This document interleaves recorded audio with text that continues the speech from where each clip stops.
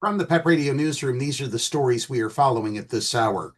President Donald Trump's big bill making its way through Congress will cut taxes by $3.75 trillion, but also increase deficits by $2.4 trillion over the next decade, according to an analysis released Wednesday by the nonpartisan Congressional Budget Office.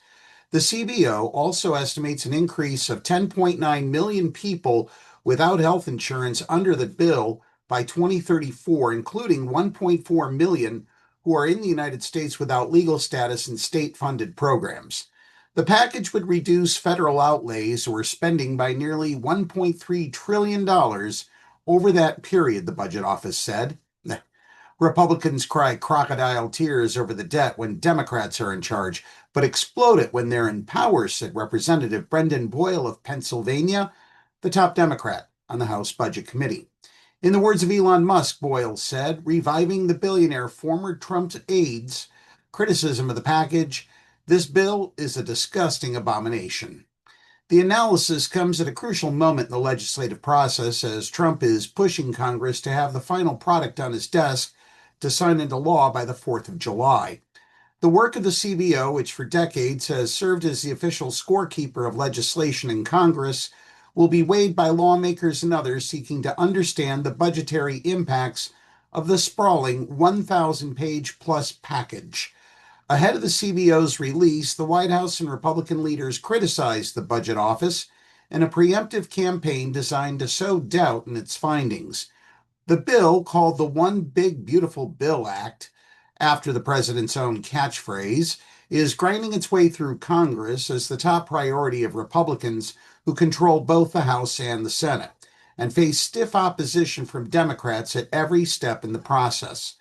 Democrats call it Trump's big ugly bill.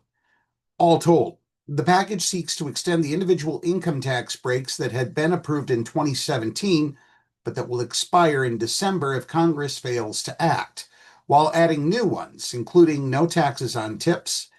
It also includes a massive buildup of $350 billion for border security, deportations, and national security. To help cover the lost revenue, Republicans want to slash some federal spending. They propose phasing out green energy tax breaks put in place during Democrat Joe Biden's presidency.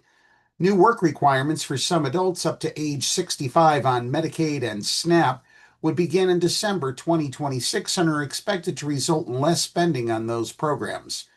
The package also would provide a $4 trillion increase to the nation's debt limit, which is already $36 trillion, to allow more borrowing. The Treasury Department projects the debt limit will need to be raised this summer to pay the nation's already accrued bills. And in this news left over from World War II, more than 20,000 residents were being evacuated from part of Cologne's city center on Wednesday as specialists prepared to defuse 3 unexploded U.S. bombs from World War II that were unearthed earlier this week. Even after 80 years after the end of the war, unexploded bombs dropped during wartime air raids are frequently found in Germany. Disposing of them sometimes entails large-scale precautionary evacuations, such as the one on Wednesday, though the location this time was unusually prominent, and this is Cologne's biggest evacuation since 1945. There have been even bigger evacuations in other cities. Authorities on Wednesday morning started evacuating about 20,500 residents from an area within a 1,000-meter radius of the bombs, which were discovered on Monday during preparatory work for road construction. They were found in the Deutz district, just across the Rhine River from Cologne's historic center.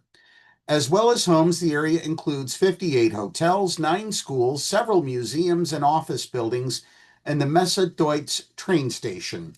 It also includes 3 bridges across the Rhine, among them the heavily used Hohenzollern Railway Bridge, which leads into Cologne Central Station and is being shut down during the defusal work itself. Shipping on the Rhine will also be suspended. The plan is for the bombs to be defused during the course of the day.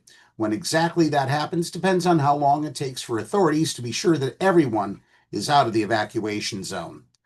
That's the news at this hour. If you are watching our news videos on YouTube, subscribe to the PEP Radio channel.